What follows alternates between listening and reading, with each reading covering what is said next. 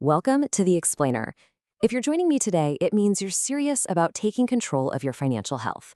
My goal for you over the next few minutes is actually super simple. We're going to make personal finance practical, straightforward, and, best of all, completely guilt-free.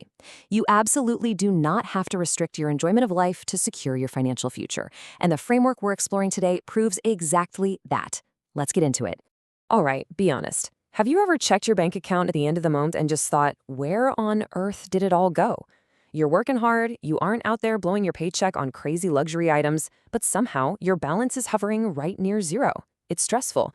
Maybe you even feel a bit guilty, and you inevitably wonder if you're just naturally bad with money. Well, let me stop you right there. You are not bad with money. Seriously.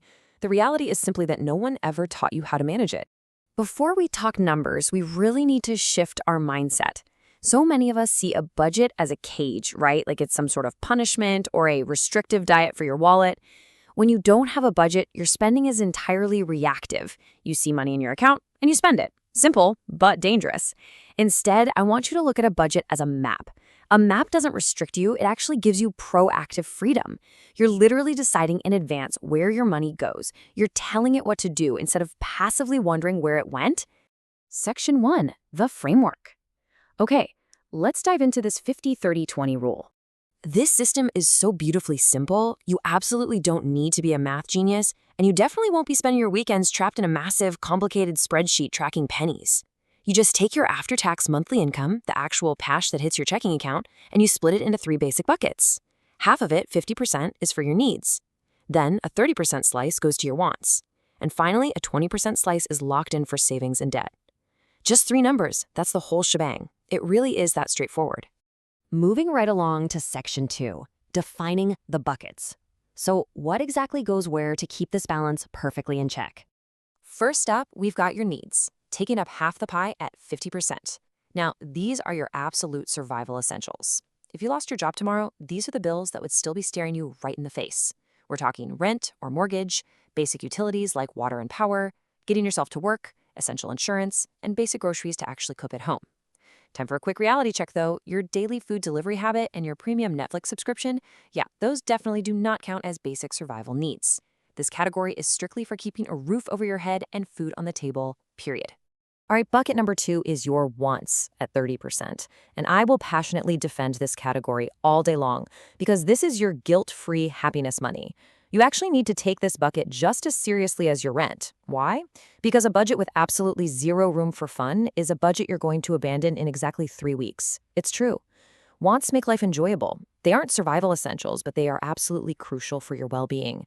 This is your morning takeout coffee, your streaming services, weekend getaways, concert tickets, or buying clothes just because you like them.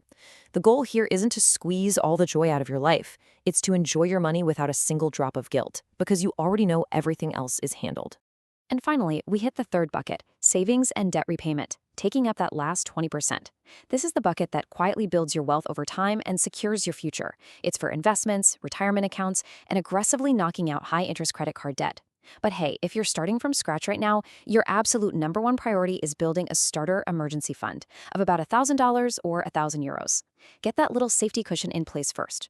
Once you've got it, you can take that 20% and really go after that high-interest debt or start supercharging your investments. When you put all this together, it creates what I like to call the triangle of financial peace. 50% needs, 30% wants, 20% savings and debt. It's a system that beautifully balances the joy you want to experience today with the rock-solid security you're going to need tomorrow. Section 3, actionable implementation. Now, what's really interesting about this next part is how quickly you can apply the theory. Let's talk about what you can do tonight. Here's your homework. I want you to grab your phone, open up your banking app, and just look through your last 30 days of transactions.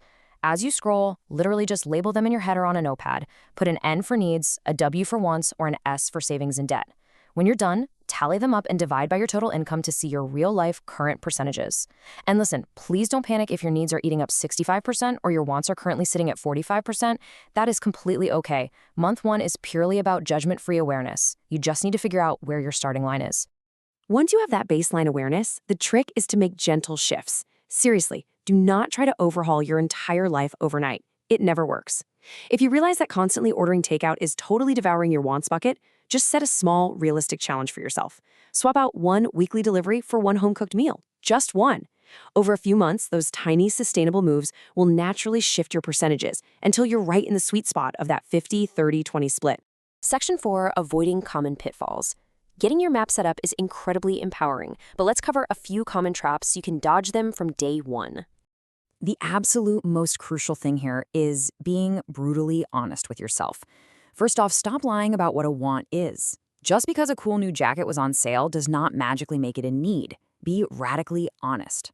Second, cut yourself some slack and do not expect absolute perfection in your first month. Your budget is a living thing. It takes a couple of months to calibrate, and that is totally normal.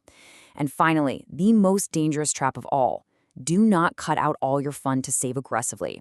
If you do that, I guarantee you'll end up binge spending a few weeks later, you'll feel awful about it, and you'll just ditch the map completely. You literally have to leave room for joy. So as you gear up to map out your money this week, I've got a question to leave you with. What is the one want you absolutely refuse to give up? Really think about it. For me, it's my Saturday morning latte. I absolutely refuse to let it go.